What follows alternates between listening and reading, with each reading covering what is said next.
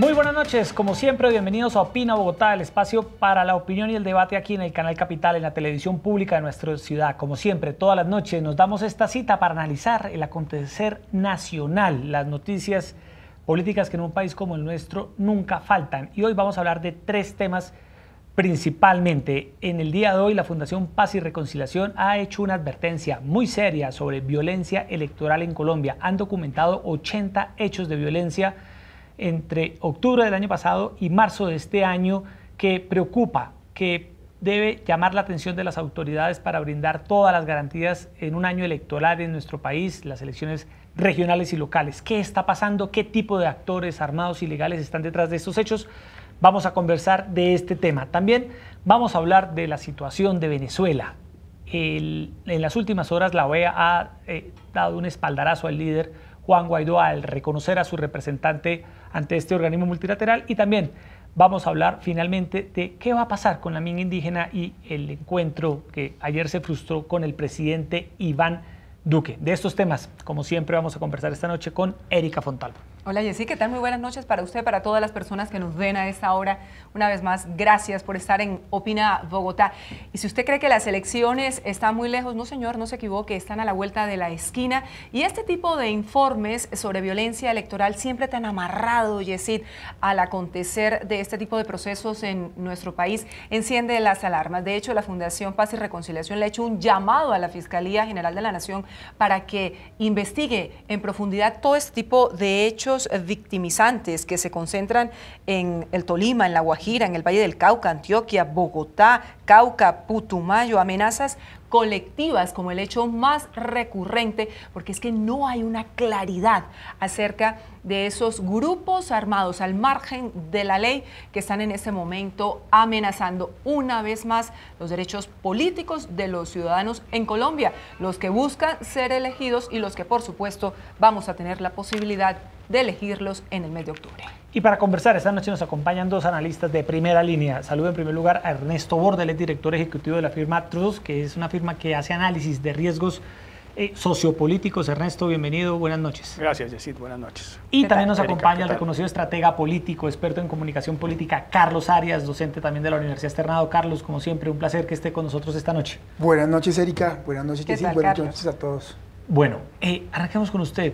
Ernesto, ¿qué análisis hace usted de este informe cuando faltan, Erika, poco más de ¿qué? Seis meses y algo para las elecciones? Pues ya se han documentado hechos de violencia en diferentes regiones del país. ¿Qué análisis hace usted, Ernesto? Mire, puntualmente estamos hablando de 80 casos de violencia electoral frente a 4 asesinatos, 1 desaparecido, 3 amenazados, 18 precandidatos, porque en muchas regiones todavía no se han definido el tema de las candidaturas, pero claramente son cifras que preocupan porque dice además la Fundación Yesid que esta situación tiende a empeorar, no mejora, al contrario. 4 precandidatos ya asesinados. Sí, señor.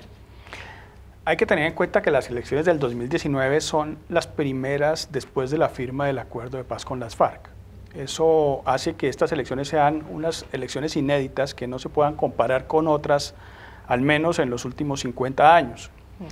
El acuerdo con las FARC tiene en el trasfondo algo fundamental, que es el hecho de aceptar que se ha perdido la posibilidad de hacer una revolución por la vía de las armas, pero dejando abierta la posibilidad de hacer una revolución por la vía de la política, y eso lo entiende mucha gente en los territorios y genera una emergencia de nuevos actores políticos, nuevos actores que van a competir por la favorabilidad de los electores, en particular en las zonas de posconflicto, y que lo van a hacer sobre la base de buscar las modificaciones en el status quo. Y eso genera reacciones, y reacciones en particular de quienes han mantenido o control político o control económico de economías en particular ilegales, que se oponen a esa emergencia de nuevos actores políticos y a la posibilidad de abrir nuevas agendas. Y yo en eso creo que reside mucho de la violencia que estamos presenciando, que es una violencia selectiva que pudimos anticipar desde hace rato, desde cuando el posconflicto comenzó. Los riesgos del posconflicto así lo anunciaban, y que está asociada también a la violencia selectiva sistemática contra líderes sociales. O sea, este no es un fenómeno que pueda disociarse de lo que el país viene viendo desde hace mucho tiempo atrás y que ya en ese sentido suma mucho más de 400 personas asesinadas en el último periodo, en el contexto de ese nuevo ambiente político que se crea en los territorios como fin del conflicto.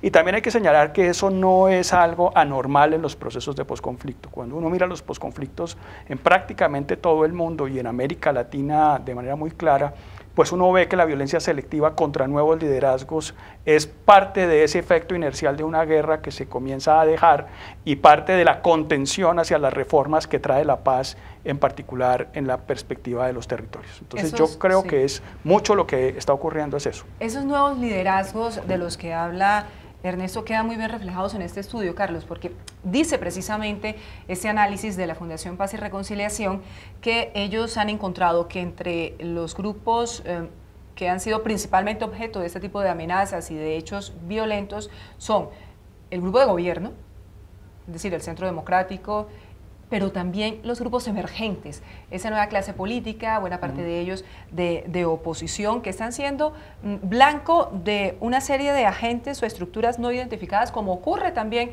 frente al asesinato de los líderes de derechos humanos, a los líderes sociales en muchas regiones distantes del país. Sí, mire, básicamente creo que lo que yo puedo analizar del subtexto de lo que está sucediendo y de la información de pares es básicamente que a los verdes los están llegando muchísimo más, a los militantes o precandidatos del Partido Verde, lo dice el informe. Dos, que esta violencia selectiva y ese asesinato selectivo a líderes sociales se ve reflejado en algunos precandidatos que, como usted bien lo señalaba, son de partidos independientes. Y ahora bien, me llama mucho la atención que quizá por primera vez este tipo de informes empieza a plantear que no hay una polarización, o no hay, más que una polarización, no se ve cargado este tipo de asesinatos o amenazas a un grupo político o a un partido político en especial, sino que está repartido en todo el espectro político y en todo el espectro ideológico. Entonces, creo que eso nos da cuenta para hacer un análisis puntual.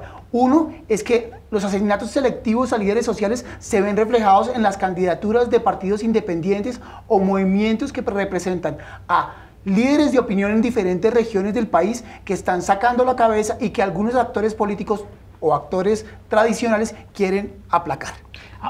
Sí, ahora, un poco como decía Ernesto, lo preocupante, Carlos, Erika, es que buscamos que las elecciones en Colombia, así como vivimos las de presidente en la que salió Erika elegido Iván Duque, sí, que fueron las más pacíficas de los últimos años en Colombia, pues que en estas elecciones regionales esa violencia también se reduzca, pero preocupa mucho que no ha empezado en todo su esplendor la campaña electoral en el país y ya llevamos en Colombia 4 precandidatos asesinados. La violencia parece ser, Carlos, Ernesto, para escuchar sus opiniones, no se ha reducido.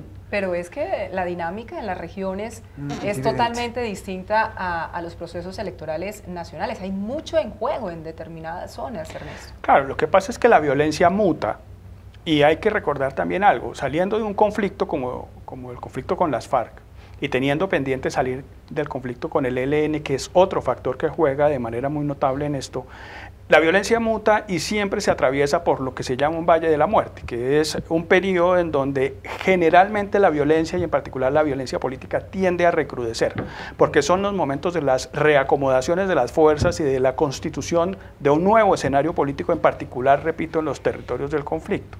Pero también está asociado a lo del ELN por una razón. Todos sabemos en esta mesa que el ELN es una guerrilla que tiene amplias bases sociales y amplias bases políticas en los territorios y que está activando la movilización política en los territorios porque esa constituye la mejor de sus armas en el contexto de este nuevo escenario que se ha configurado entre el gobierno y la guerrilla tras la ruptura de las conversaciones. Y eso también, esa movilización social y esa movilización de agentes políticos motiva violencias selectivas porque hay fuerzas que también entienden que detrás de esas nuevas movilizaciones hay una combinación de los medios de lucha.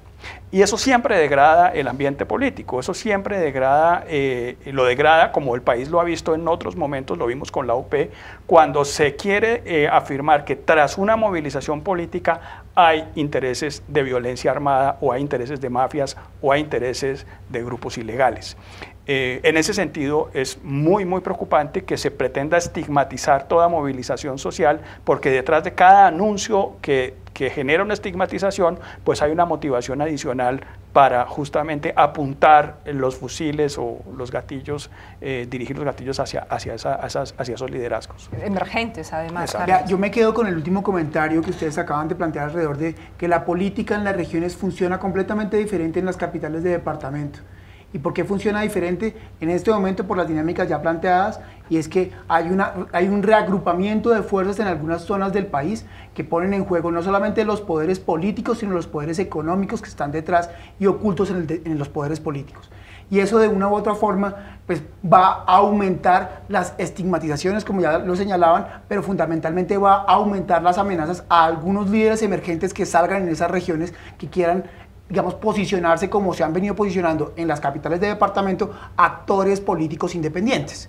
Es decir, que no haya posibilidad de partidos fuertes en las regiones también hace que estos líderes independientes salgan a luz, pero también sean aplacados rápidamente porque la gente le tiene temor a ese tipo de líderes independientes y de opinión. Pero es que adicionalmente en ese escenario de violencia no solo están esos grupos armados ilegales, sino el clientelismo, los caciques, toda esa clase corrupta que está atornillada al poder. Aquí tenemos clanes en muchas regiones del país que llevan años y años, Yesira, aquí lo hemos denunciado en varias oportunidades, siendo los líderes únicos e incluso realizando alianzas con estas organizaciones criminales para despejar el camino y tener la posibilidad de que sus candidatos se mantengan. Entonces también ahí la violencia electoral tiene una dinámica propia y quienes se arriesgan saben que van perdiendo. Mire, yo le hago una digresión ahí supremamente importante. Yo vengo la semana pasada de 2 semanas de estar caminando por diferentes proyectos que tenemos con candidatos políticos en las regiones, sobre todo en la región Caribe. Y lo que yo me estoy encontrando es sorpresivo, y es que el político regional, ese que viene de un clan familiar, tiene temor de perder el poder político por todas esas dinámicas emergentes de políticos independientes. Porque a pesar de que, entre comillas, seguimos pensando, y sigue siendo cierto, que en las regiones se mueve mucho el TLC, la teja, la lechona y la cerveza, porque hay necesidades básicas insatisfechas por parte de la población y es más fácil llenar esos vacíos a partir de dádivas.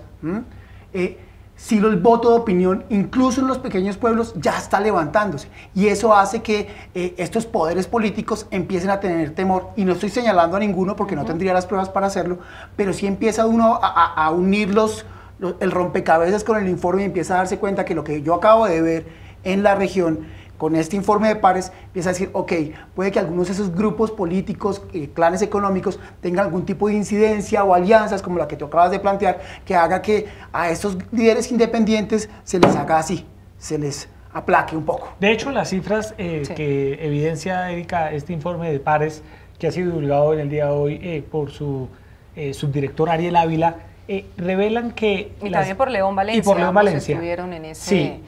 En esa rueda de prensa que fue en el Planetario de Bogotá. Así es. Hacen un énfasis en los partidos de oposición, como las principales víctimas, por ejemplo, en departamentos, como usted lo señalaba, Erika, de La Guajira. Y yo quería preguntarles a nuestros dos panelistas, desmovilizadas las FARC, pues lo que estamos viendo en las regiones es otro tipo, y también lo reseña el informe, al no identificar claramente un patrón de violencia.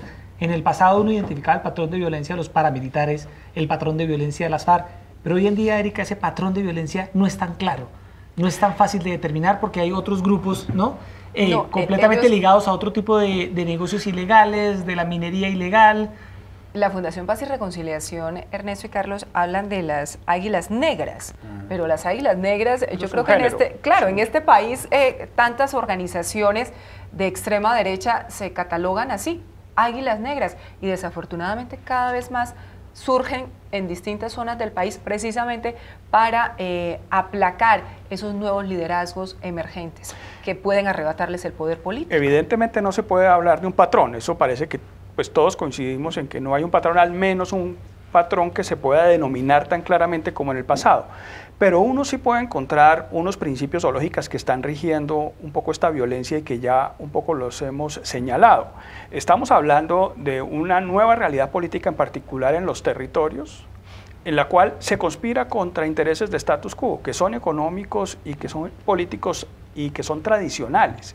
Es que tal vez a uno no se le puede olvidar que el negocio que hizo las FARC al hacer la paz fue simplemente cambiar las armas por la política, entendiendo que por las armas había perdido, pero que por la política la izquierda tiene opciones.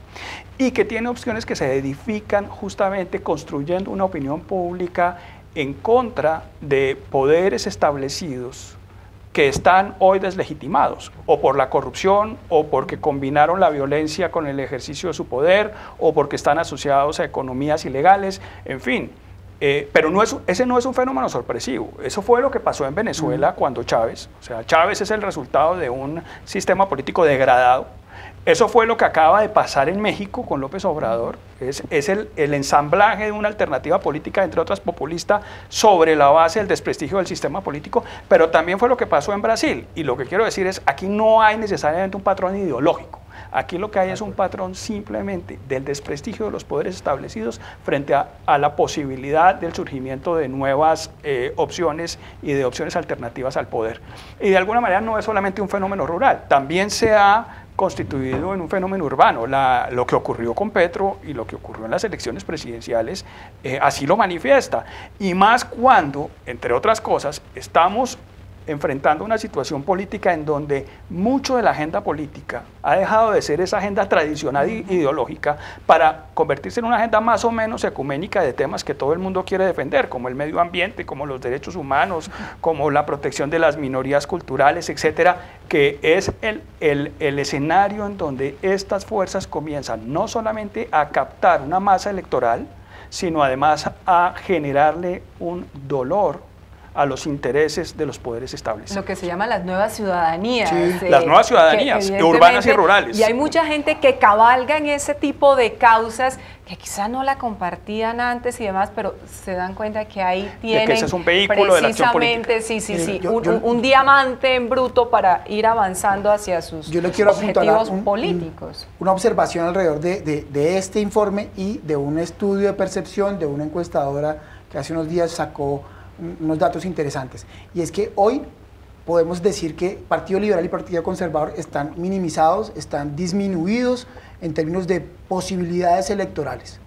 Eso abre la posibilidad a un ramillete de nuevos partidos o de partidos que venían relativamente nuevos, y cuando digo relativamente nuevos incluso estoy hablando de Cambio Radical, por ejemplo.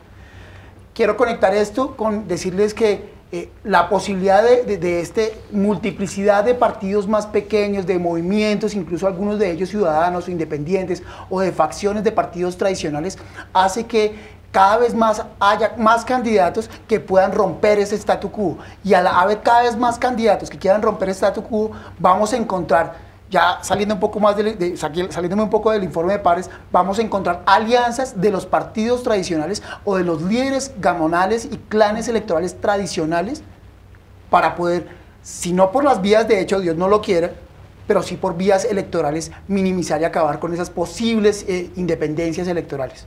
Bueno, ahí está el primer tema de la noche, esta violencia electoral que ya empieza a preocupar en el quede país. Al oído de las autoridades, por supuesto, de la Fiscalía y de los otros organismos vinculados con el tema de la seguridad. Pero, Jessy, recuerde que aquí en este espacio también el presidente del Consejo Nacional Electoral ya lo advertía, no hay recursos para intentar hacerle frente a este tipo de amenazas que no son nuevas. Este es el estudio de la Fundación Paz y Reconciliación que se divulga hoy, pero aquí, si no estoy mal, hace más de 2 meses ya el presidente del Consejo Nacional Electoral, el señor Sanabria, decía, lo advertía. Mire, la situación está ya siendo evidente en muchas regiones del país, los grupos armados ilegales están amenazando, están avanzando, están haciendo alianzas estratégicas y no tenemos forma ni de revisarlo ni de actuar frente a ellos. Y lo otro, que no se sabe bien exactamente quiénes son los grupos. Claro. Bueno, vamos con el segundo tema esta noche y tiene que ver con Venezuela. En las últimas horas, el Consejo Permanente de la OEA, la Organización de Estados Americanos, ha reconocido al venezolano Gustavo Tarré, designado por el líder Juan Guaidó, como el designado de Venezuela ante esta instancia multilateral. Es un nuevo espaldarazo internacional para Juan Guaidó y un nuevo paso en este aislamiento internacional hacia Maduro. Sin embargo, en Venezuela las cosas siguen igual. No se cae el régimen de Nicolás Maduro, se atornilla cada vez más en el poder y Erika, lo que hemos venido viendo y analizando aquí es que se le vienen de alguna manera quitando derechos a Juan Guaidó con la eventual preocupación de una detención. Carlos, Ernesto, ¿cómo analizan ustedes el hecho de la OEA, Guaidó y Venezuela? Uno, para Venezuela tiene que analizar que el futuro admite uno de 5 escenarios. Un escenario es el derrocamiento interno de Maduro, que es a lo que mucha gente le quisiera apostar. Otro es una traición interna dentro del chavismo, que lo saque para que quede un poco más de lo mismo, solamente que con otro rostro. El otro es una acción internacional, como la que se ha querido impulsar y proponer por algunos, y un cerco, como se le ha llamado diplomático, quizá acompañado con acciones más o menos drásticas, incluida la posibilidad de una intervención. Otra es una negociación, que es lo que han venido proponiendo algunos, incluido el expresidente Santos recientemente.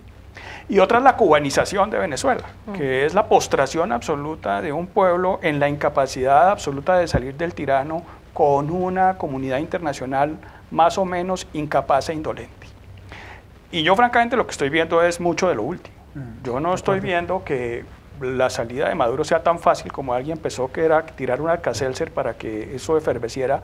No creo, yo creo que cada día la cosa se está volviendo más difícil. Y me parece que los esfuerzos de la OEA pues son esfuerzos importantes, pero absolutamente insuficientes. Mientras que esto no llegue realmente a tocar las posibilidades de una acción disuasiva internacional, que solamente se daría invocando facultades del Consejo de Seguridad de las Naciones Unidas o invocando con la Carta Interamericana la posibilidad de una acción concertada internacional latinoamericana contra Venezuela, no veo las posibilidades de que algo más sea efectivo en el ámbito internacional. Por eso me parece que lo realista es un poco anticipar que Venezuela va hacia una situación de larga agonía con Maduro adentro, y que quizá lo que tendría que comenzarse a buscar sí es las posibilidades de una negociación internacional para la salida del régimen y la construcción de un escenario de transición. Porque entre otras cosas también hay que decir que una ruptura abrupta en Venezuela podría ser mucho peor. Una salida militar. Sí, claro. O una salida militar o un derrocamiento que borre al chavismo en un pueblo ansioso, en un pueblo absolutamente carente de todas las necesidades. ¿Qué haría un pobre personaje como Guaidó manejando ese país sin una transición que incorpore al chavismo? Sí, con las heridas abiertas eso no garantizaría ningún tipo de transición. Entonces un poco una respuesta larga para decir a su pregunta corta que lo ve muy difícil. Que realmente yo creo que estos son figuras decorativas en una escenografía y no factores reales de poder para cambiar las cosas en Venezuela. Soluciones de fondo, entre otras cosas, porque si bien es cierto que el señor Tarré ya asumió como embajador de facto de Venezuela ante la OEA, y hoy se ha decidido que Venezuela no tendrá acceso a otro organismo internacional importantísimo como es el Fondo Monetario Internacional hasta que el directorio decida a qué gobierno reconoce, pues ahí están acciones de la comunidad internacional, está presionando, está, para utilizar las palabras tan empleadas por nuestro presidente, el cerco diplomático, pero el cerco diplomático, Carlos, no sé, parecería que no produce los resultados esperados. Vea, yo para no repetirme y arrancando por decirles que coincido perfectamente con el muy buen análisis de mi colega hoy de panel, básicamente yo creo que esto fue un saludo a la bandera. 2, Guaidó está en tránsito de estupidez, y cuando digo Guaidó me refiero a todo el esquema del cerco diplomático está en tránsito de estupidez. ¿Por qué? Porque uno puede hacer un ejercicio de presión diplomática hasta cierto punto, pero hasta que no haya unas acciones de fondo, lo que sigue pasando es que armamos el problema y lo dejamos con el problema. Y entonces, más allá de dejar a Guaidó con el problema, el que tiene el problema hoy es el pueblo venezolano, es los habitantes en la frontera con Colombia que tienen el problema. Son aquellas personas que pasaron la frontera en las últimas 3 o 4 semanas y que hoy no tienen a dónde recurrir, que no tienen ni siquiera cómo devolverse, y el gobierno colombiano tampoco los puede atender. ¿Pero qué son acciones de fondo? Una acción de fondo es la que planteaba mi colega hoy de panel, y es que el Consejo de Seguridad de las Naciones Unidas básicamente se pronuncie y genere una acción de fondo que no necesariamente sea, para que no sea malinterpretado mi opinión, en una acción militar.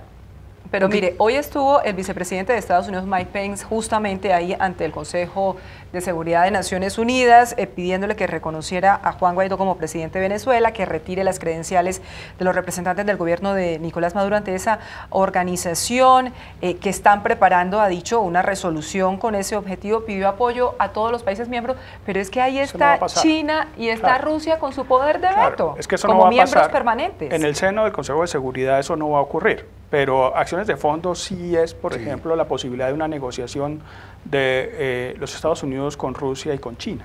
Pero ¿ve usted probable, Ernesto, a ese nivel, en el escenario de geopolítica internacional, que Estados Unidos negocie con Rusia una salida democrática en Venezuela? ¿O ve usted probable que Nicolás Maduro acepte una salida negociada de su gobierno, justo cuando lo que ha hecho en las últimas semanas es reiterar una y otra vez que el movimiento que él preside está firme en Venezuela, que los militares le son leales, que la revolución avanza, que aquí no hay marcha atrás?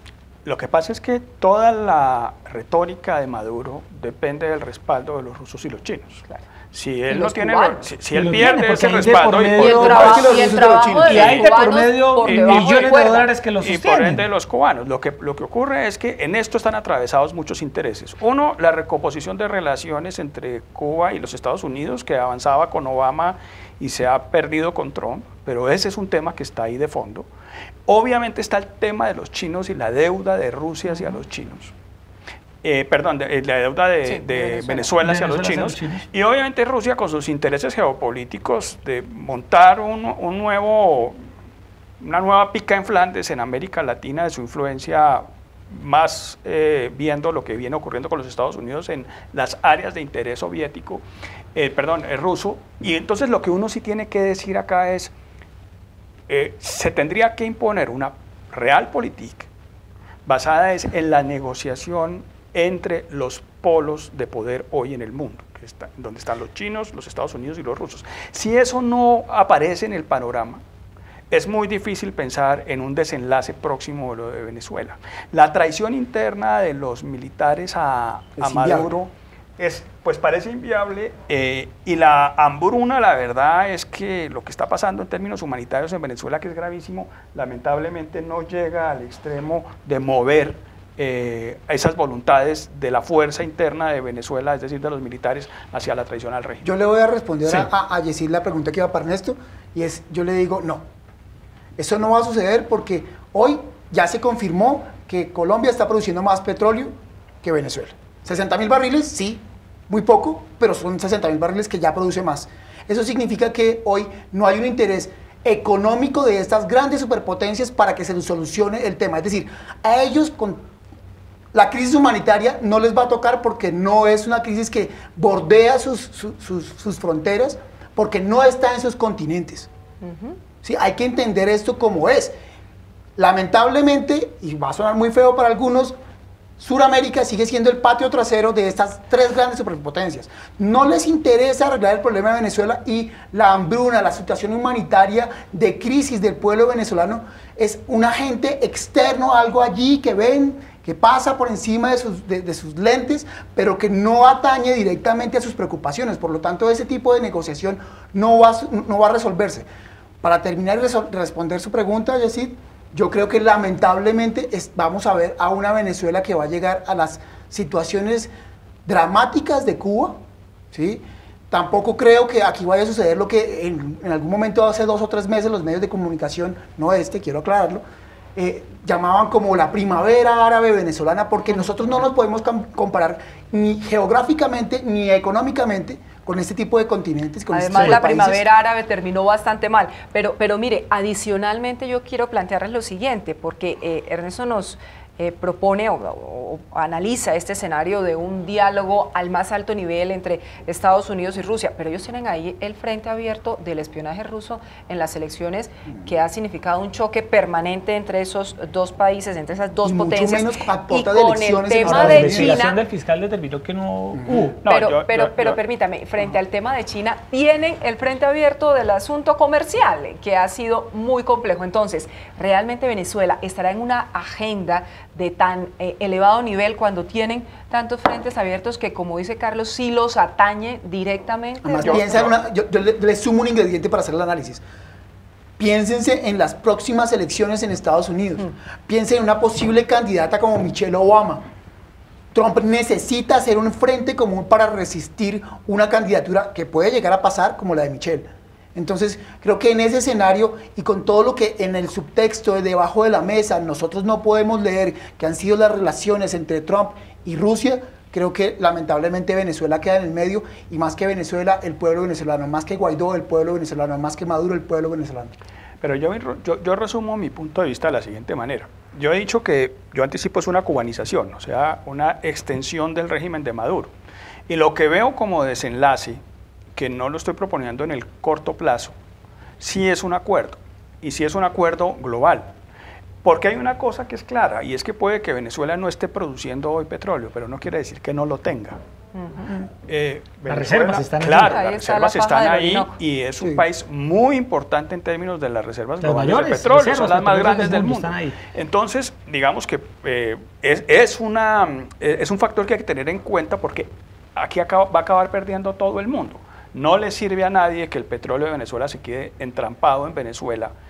A eso hay que buscarle una salida, que no será una salida fácil y que probablemente tenga que soportar el tema y trascender al tema de las elecciones en los Estados Unidos. Yo estoy de acuerdo con eso, pero también si ustedes ven, por ejemplo, la presencia de Díaz Balart y de Marco Rubio, que son importantes figuras en términos del electorado latino en Estados Unidos, pues ellos están también presionando a Trump para buscar desenlaces a lo de Venezuela. Pero tendría que ser Sí. una negociación a alto nivel, porque es que ya Maduro ha negociado con el enviado del Papa, Es que creo que reconociendo Maduro es el de fracaso, menos en con esa José Luis negociación. Rodríguez Zapatero y Maduro demás. termina haciendo caso de lo que termine de resolverse en una negociación de alto nivel que, insisto, no creo que pase. O lo terminan obligando. Pero Bueno. Sí, para Vamos. que acceda a algunos asuntos, porque el diálogo en Venezuela con la oposición está totalmente y sería una trampa absurda una tratar trampa de más. reproducirlo. De acuerdo. Bueno, vamos, Erika, con el último tema en el interesante debate de esta noche, y tiene que ver con nuestra realidad interna. Han pasado ya 2 días, pero se sigue hablando de este encuentro frustrado entre el presidente Iván Duque y la minga indígena allí en el Cauca. El presidente, por razones de seguridad, le pidió a los indígenas que lo acompañaran a un recinto, que nombraran unos 200 delegados, pero los indígenas querían que se hiciera este encuentro en una plaza pública con la presencia de miles de ellos. En conclusión, no hubo encuentro. El presidente, a través de su ministra del Interior, ha anunciado que no viajará al Cauca, que allí ya se acordaron unos compromisos que permitieron levantar los bloqueos a la vía panamericana. Pero tengo entendido que él tiene, si no estoy mal, un taller construyendo país en Toribío, en Cauca, Toribío. Este mismo fin de semana. Sí, este fin de semana. Pues ahí asistirán muchos indígenas. Al Cauca se va a ir en las próximas horas, pero no a reunirse con los líderes de la minga. De la minga. Carlos, Ernesto, ¿cómo analiza, Carlos, usted este frustrado encuentro? ¿Quién debió ceder ahí? Ahí nadie cedió. Yo creo que sí cedieron, y se dio el pueblo indígena. Y a pesar de las equivocaciones que cometió, porque también hay que plantearlas, creo que cometió unas equivocaciones, porque tomarse de nuevo las vías de hecho de esa manera, creo que estamos en un proceso, no solamente en un proceso de paz, sino en un proceso de negociación en el cual creo que había posibilidad de llegar a otro tipo de vías alternas para poder no generar un bloqueo que básicamente limitó durante semanas el desarrollo, no solamente, más allá del empresarial, el desarrollo de varias regiones, y frustró muchas de las iniciativas que hoy se estaban moviendo en muchas regiones, porque hay que entender, y me voy a detener 5 segundos en esto, es que estamos a puertas de un proceso electoral que va a inhibir a que muchas gobernaciones empiecen a ejecutar recursos, porque entra la ley de garantías. ¿Sí? Entonces, creo que la minga se equivoca en ese aspecto, pero que el más se equivoca, pues para poder responderte y no dejarte la pregunta en el aire, creo que el que más se equivoca es el presidente. Ahora, muchas personas dicen que el que se equivoca aquí no es el presidente, porque el presidente, Erika, obedece unas instrucciones de su equipo de seguridad y que los indígenas que querían. Eso dicen las personas que defienden al presidente en esta discusión. Carlos, Ernesto, ¿usted cómo lo ve? Mire, yo veo es que primero el tema de la minga no se puede disociar del tema político y del tema político electoral, y me parece que en la minga, por lo menos esas son las informaciones que yo he recibido, pues no hay una posición de consenso, también hay una división adentro de la minga, y que obviamente hay sectores que quieren radicalizar este conflicto en función de generarle más aprietos de gobernabilidad y de opinión pública al presidente de la República. Y eso, pues, tampoco se puede olvidar que él no la tiene fácil en el Congreso, que está jugando el tema de las objeciones a la JEP, que el presidente tiene una situación de limbo político en este momento muy compleja.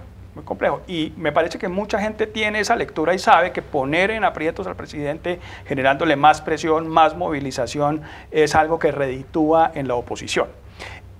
Además, yo anticipo que el episodio de la minga no es un episodio ni suelto, ni el último de una secuencia y de una cadena de episodios de movilización social que va a haber en el país. Es decir, yo no me sorprendería si pronto son 25 de abril, campesinos. Hay paro nacional, pero entonces después serán los campesinos del Catatumbo y serán los agricultores de Boyacá. Y en un año electoral eso va a tener...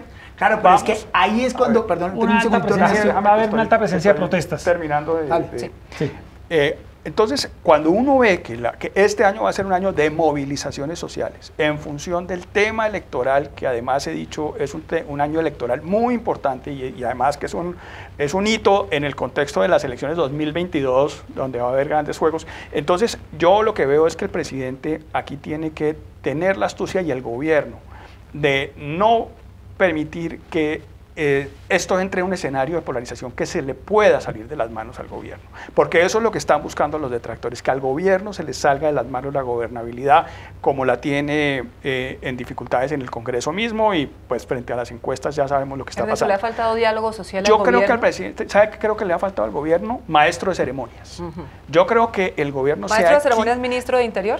Maestro de ceremonias es ministro del Interior, y quienes sean capaces de prepararle unas agendas antes de exponerlo a las situaciones como las que vimos hace 2 días. Es que a mí me parece que lo que vimos hace 2 días, al menos a mí me queda una sensación de altísima improvisación en quien no entiende que la forma de estas cosas es más importante incluso que el fondo de estas cosas. ¿Cómo es que el presidente lo llevan a una situación en donde no están acordadas las garantías del escenario en el que va a conversar? Y si eso lo sorprende a él y sorprende a los indígenas, pues es que alguien no se encargó de acordar previamente algo que es tan sensible en este momento como eso.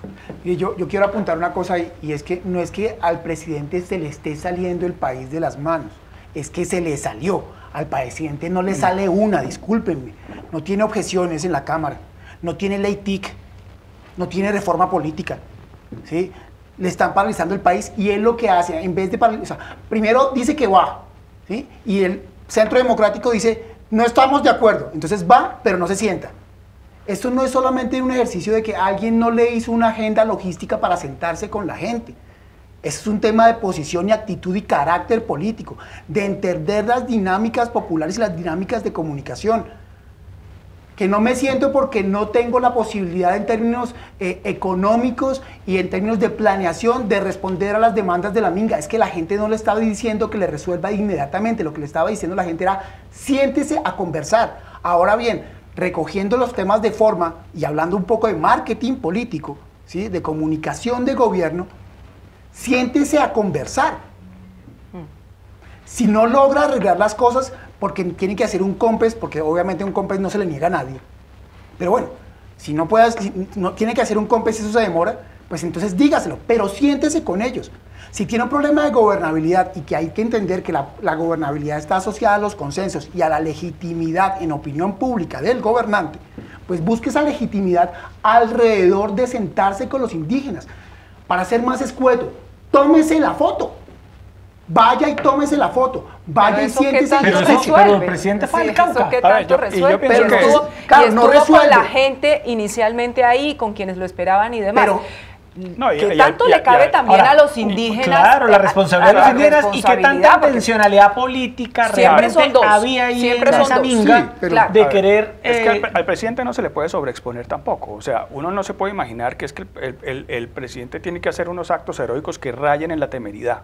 Más cuando sabemos el tema de las disidencias y más cuando sabemos que hay gente con interés en generar un ambiente de convulsión y de radicalización en el país muy grave. Hay unos audios que fueron escuchados que aparentemente por eso, hablan entonces, de un plan para atentar. Pero por eso yo contra digo él. que el sentido de la responsabilidad en esto no está en el hecho mismo de los episodios que se sucedieron, sino en la falta de garantías que se han debido construir previamente a este encuentro. Los encuentros de un presidente con una comunidad de esta naturaleza son exitosos cuando esos encuentros se han acordado previamente en su forma y en su fondo, porque son de alguna manera encuentros de protocolización y encuentros de conversaciones que se dan en el marco de unas reglas del juego. O sea, Aquí lo que pasa es que no había reglas del juego. Pero ¿usted está de acuerdo, improvisación. Ernesto Carlos, con que el presidente, atendiendo estas observaciones de seguridad, se haya abstenido de ir a donde los indígenas quería que fuera?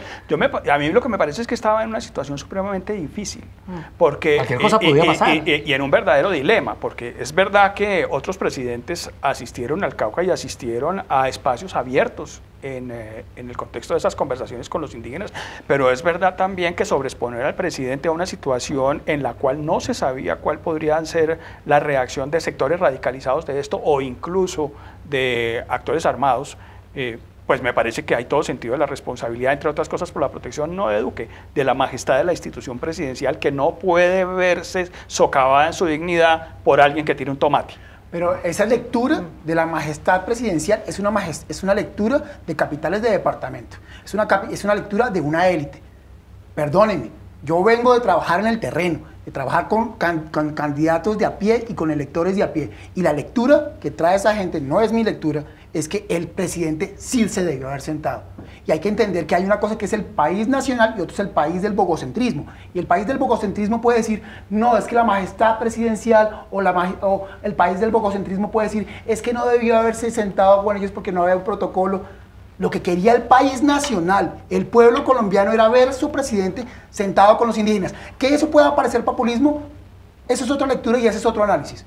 Pero si la pregunta es, ¿el presidente debió haber ido al Cauca y debió haber sentado? ¿O el presidente debió haber ido al Cauca y decir, no tengo condiciones para sentarme, me voy? No. En mi análisis, que es un análisis mediático de comunicación política, no de política pública, el presidente debió haberse sentado. Pese a los riesgos que se le advirtieron. Pero yo insisto, el presidente está ahí. ¿Cómo es posible? Y uno trata de recrear este escenario, Carlos y Ernesto, ¿cómo es posible que no se haya dado un consenso entre un emisario de un sector, un emisario de otro? Tratemos de encontrar un punto intermedio. Si no es la plaza pública donde estamos al aire libre y hay exposición a un francotirador, y no es tampoco ese escenario de las 200, 300 sillas que había preparado el gobierno, ¿cómo logramos un escenario en el que los dos coincidamos? Ahí hubo intransigencia de parte y parte, porque los indígenas dijeron no, solo la plaza pública, y la gente del Ejecutivo dijo solamente el escenario que tiene las medidas de seguridad. Yo lo que pasa es que no creo que esto se pueda mirar en términos de intransigencias o situaciones del momento o decisiones. Yo lo que creo es que uno tiene que entender que aquí lo que hay son posiciones políticas, que lo que hay es intereses, que lo que hay es, digamos, un juego de actores que no está al calor del episodio. Por ejemplo, la necesidad política de quien quiere radicalizar el país. Aquí sabemos que hay gente que quiere radicalizar y que quiere poner al gobierno en serias dificultades de gobernabilidad. Quiere incendiar este país. Y obviamente pues el gobierno no podrá jugar ese juego. El gobierno tendrá que jugar al juego que le corresponde al gobierno, que es el de gobernar, el de establecer además y garantizar la vigencia del Estado de Derecho, el de no permitir que se socave la dignidad presidencial. Déjeme decirle que ese no es un tema bogotano. Yo no sé usted cuántos años tiene, yo tengo 54 y llevo 30 caminándome el país. Entonces usted se lo caminará, pero yo también. Y le puedo decir que me lo camino todo. Y que en ese país que me camino todo también veo que hay mucha gente que no está de acuerdo con que este tipo de situaciones ocurran, y menos cuando lo que se está haciendo, en el caso, por ejemplo, de las minorías indígenas del Cauca, es generando un antecedente para que esto se vuelva una viruela nacional y para que entonces ahora resulte que es un buen negocio, que todo el que quiera armar un cabildo abierto por la vía de las situaciones de hecho lo haga porque el presidente está dispuesto a ceder. Yo por eso creo que esto es una situación de dilema y es una situación difícil en donde el gobierno, por supuesto, no se puede dejar bailar al son que le toquen los indígenas y evidentemente, pero no es un tema de quién se equivocó o no, es de cómo se están jugando los intereses políticos y de al final qué es lo que tiene que primar. Le falta manejo, le falta mano izquierda, le falta mano izquierda para desactivar estas situaciones antes de que tengan el alcance de 27 Yo días de quisiera paro. ver unos estudios de percepción de las 4 grandes encuestadores después de lo de Yanjas, a ver si lo que yo estoy diciendo está en desacuerdo. El país no, o sea, el presidente, 1, no se le nota con el país en la cabeza. 2, no lo tiene en la mano. 3, no le sale ninguna. Y fuera de eso, entonces, ahora su majestad presidencial no le permite sentarse a hablar con los No, es indígenas. que la majestad presidencial No. es la de cualquier presidente, no la del presidente Duque. Es que yo no estoy hablando de Duque, estoy hablando de la majestad del presidente, no le permite sentarse a hablar con los indígenas. Es que no debió haber sentado a hablar con los indígenas este fin de semana que acaba de pasar. Debió haber sentado a hablar con los indígenas cuando ellos lo pidieron. Es que hay que entender que la Cuando majestad tenían presidencial... la vía bloqueada. Claro, es que la majestad presidencial no significa que yo no me puedo sentar a hablar con los indígenas. El Es que él es presidente el me ha presidente de pedido, los colombianos. desbloqueen la vía y voy al Cauca. Claro. Desbloquearon la vía, fue al Cauca y los indígenas dijeron, pero no donde usted quiere, es aquí, en fin. Bueno. Es bastante complejo, Es todo sin un lugar tema a de dudas. controversia y por eso lo tocamos aquí en nuestro espacio esta noche. Interesante debate, Erika. Carlos Arias, gerente de Estrategia y Poder. Gracias, como siempre, por estar aquí en nuestro programa, Muchísimo hablando, gusto. opinando sobre nuestro Chévere. acontecer nacional. Ernesto, un gusto que nos hubiera Muchas acompañado gracias, esta muy noche amables. aquí en Opina Bogotá. Lo seguiremos invitando. Muy amable, gracias. Bueno, Chao, Erika, Erika. se nos acabó el tiempo. Se nos acabó el tiempo y nos quedan todo el análisis de ese estudio de la Fundación Paz y Reconciliación, porque todo está vinculado, todo está relacionado. Sin lugar a dudas, es un año muy complejo, es un año electoral y hay una serie de realidades que van a afectar todo este proceso, incluso lo de Venezuela. Claramente también va a significar y va a tener un impacto importante en todo lo que serán las elecciones regionales, no solo de las zonas de frontera. Es un tema que se va a colar porque los venezolanos están en todas las ciudades, zonas grandes y zonas rurales también del país. Temas de la agenda nacional en Opina Bogotá. Gracias a todos ustedes por estar con nosotros. Los esperamos como siempre mañana, 8:30 p.m. aquí en la televisión pública de la ciudad para conversar, analizar los temas que le interesan a la ciudad y al país. Muy buenas noches. Gracias.